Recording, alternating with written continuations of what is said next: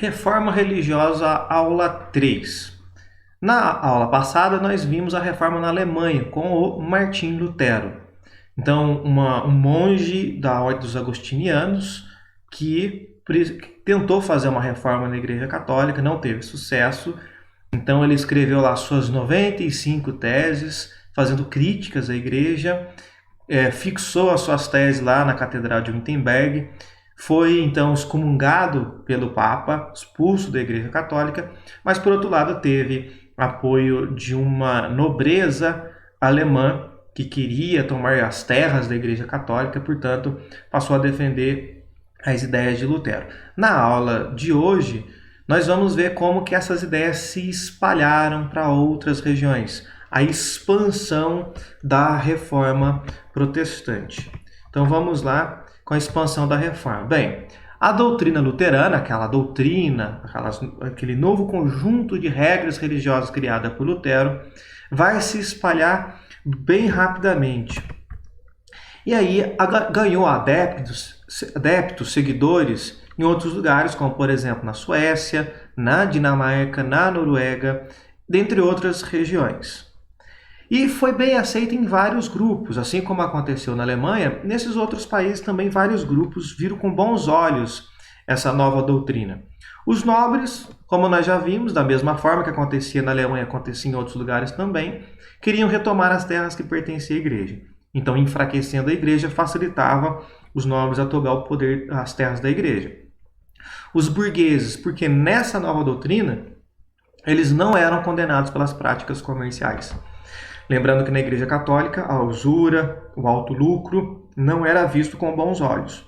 Agora, no luteranismo, os burgueses eram bem aceitos. Então, a burguesia vai aderir em massa às ideias luteranas, tá? Porque não eram condenados pelas práticas comerciais. E os camponeses aceitaram de bom grado as ideias luteranas, porque ao aderir ao luteranismo, ficavam livres dos impostos da igreja. Se livravam do dízimo obrigatório e dos impostos da igreja. Aí as coisas começam a tomar um outro rumo a partir de 1529, quando essas ideias do Lutero chegaram na Suíça. Ela vai se espalhar na cidade de Genebra por um homem chamado de João Calvino. Bem, o João Calvino é de 1484 a 1531, e o João Calvino também era um teólogo e era um humanista. Tá certo? Lembrando lá das ideias humanistas, da revolução, do renascimento cultural que nós estudamos em matérias passadas. Então, quem não se lembra das características dos humanistas, voltem lá e verifiquem as características dos humanistas, porque o João Calvino era um deles. E ele pregava também, assim como Lutero, a reforma da Igreja Católica, mudanças na Igreja Católica. Porém, o João Calvino tinha ideias diferentes do Lutero. Ambos defendiam que a Igreja Católica precisava mudar. Eram contra várias medidas da Igreja Católica. Mas eles também tinham diferença entre eles. Então, por exemplo, o João Calvino, por conta de não concordar com algumas ideias do Lutero, vai fundar a sua própria doutrina, vai criar uma nova doutrina, que posteriormente chamarão de calvinismo. Então, claro que calvinismo não foi o próprio Calvino que deu o nome. Então, as pessoas depois vão pegar as ideias de Calvino e vão chamar de calvinismo. Bem, a diferença básica do calvinismo para o luteranismo, por exemplo, é que o Lutero falava que a salvação era somente pela fé, não dependia das instituições. Nesse ponto, de certa maneira, o Calvino até concordava, também achava que tinha que ser pela fé, porém, tinha um algo a mais. Ele acreditava que existia uma predestinação absoluta. Então, a diferença do calvinismo para o luteranismo é que o calvinismo se fundamentava na predestinação absoluta. E o que significa isso? A predestinação, eles defendiam que as pessoas já nascem predestinadas à salvação ou à condenação eterna. Então, quando o sujeito nasce, já está estabelecido se ele vai para o paraíso ou não, se ele será salvo ou não. Quem faz essa predestinação? É Deus, evidentemente. Não é Deus que escolhe quem será salvo e quem não será. Ao nascer, o indivíduo ele já foi predestinado tanto à salvação quanto à condenação eterna. Bem, Mas os seres humanos, as pessoas devem demonstrar que ele é o eleito por Deus. Como que se faz isso? Através do trabalho árduo e da prosperidade econômica. Isso é sinal de predestinação. Então, vamos entender isso daqui. Quando a pessoa nasce, ela já é predestinada à salvação ou à condenação. Como que nós sabemos que Deus predestinou alguém à salvação? Muito bem, é só ver a prosperidade material daquela pessoa. Se ela tiver uma vida material próspera, significa que ela está predestinada à salvação. Se a sua vida material não é próspera, se ela está na miséria, é porque ela não está predestinada à salvação, porque ela não recebe as bênçãos de Deus. Tá certo? Bem, mas aí alguém pode pensar o seguinte, então, se for assim, então eu não preciso fazer nada. Então, se eu sou rico, significa que eu estou salvo, pronto, não preciso fazer nada. Se eu sou pobre, já estou condenado, também não preciso fazer nada. Bem, o que o calvinismo defendia? Se você é rico, você precisa manter essa riqueza. Então, para isso, você tem que continuar trabalhando cada vez mais. Agora, o fato de ser rico não significa que tem que ser esbanjador, que significa que tem que viver numa vida de luxo, tá certo?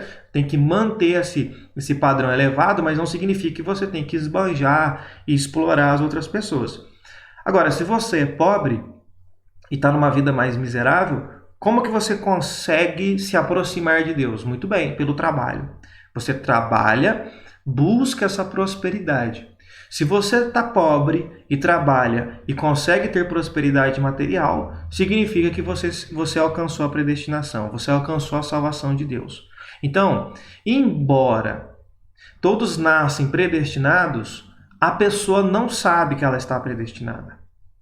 Porque o rico pode ficar pobre e o pobre pode ficar rico segundo as ideias do Calvino. Tá certo? Então, você nascer rico significa que você está predestinado? Sim, desde que você mantenha essa riqueza. Se você perder, significa que você perdeu a salvação. O pobre, em contrapartida, se trabalhar e ter prosperidade material, é claro que ele vai ter a salvação também. Bem, da onde que Calvino tirou isso? De algumas partes, interpretação dele, evidentemente, da Bíblia, porque a Bíblia fala sobre a predestinação. Não necessariamente desta forma, mas aborda a predestinação. Então, assim como Lutero, ele vai ter como base a Bíblia, tá certo? Um outro ponto que ele concordava com Lutero era o crítico ao culto a imagens, ao uso das imagens na igreja, que, como sabemos, é muito comum na igreja católica, tá certo? Então, eles não utilizavam, eles criticavam o uso das imagens. E uma outra característica importante do calvinismo é que, diferente da Igreja Católica, que tem um número maior de sacramentos, ele vai considerar o sacramento apenas a Eucaristia e o batismo. Então, se resume a apenas essas duas práticas. A Eucaristia é um termo muito usado na Igreja Católica, mas para os não católicos, né, os protestantes e tal, é conhecido como Santa Ceia. Em outras palavras, quais são as liturgias consideradas sagradas para o calvinismo? Apenas o batismo e a Santa Ceia, ou o batismo e a Eucaristia. Os demais não é considerado um sacramento. Bem, o calvinismo se espalhou, vai, por exemplo, os Países Baixos, por exemplo, a Holanda, vai também para a Dinamarca, Escócia, e nesses lugares, nos Países Baixos, Dinamarca e Escócia, eles serão chamados também de presbiterianos, tá? Nós conhecemos até hoje, tem igrejas presbiterianas e tal, e por que chamados de presbiterianos? Porque eles também defendiam que o presbítero da igreja, ou o sacerdote, aquele que estará à frente da igreja, não precisava ter uma formação para isso. Então, para ser um presbítero da igreja, bastava escolher entre os próprios crentes ali, pelos próprios fiéis, pela própria comunidade, tá certo? Então, não precisava ter uma formação teológica para isso. Então, significa que qualquer pessoa daquele grupo poderia se tornar presbítero da igreja, poderia se tornar um líder da igreja. Então, eles foram chamados de presbiterianos por conta disso. Agora, na França, esse mesmo grupo de calvinistas foram chamados de huguenotes. Então, é a mesma coisa, porém, usaram um outro termo. E na Inglaterra foram chamados de puritanos. Tá? Aí, em matérias futuras, nós voltaremos a falar principalmente dos puritanos, porque na Inglaterra haverá uma nova religião também, e que também é protestante, que também se separou da Igreja Católica, mas haverá uma disputa entre essa nova igreja que surgiu na Inglaterra e os puritanos que já existiam lá, certo? Mas isso aí será assunto para matérias futuras. Na próxima aula nós vamos ver então como que surgiu a igreja na Inglaterra, a reforma na Inglaterra.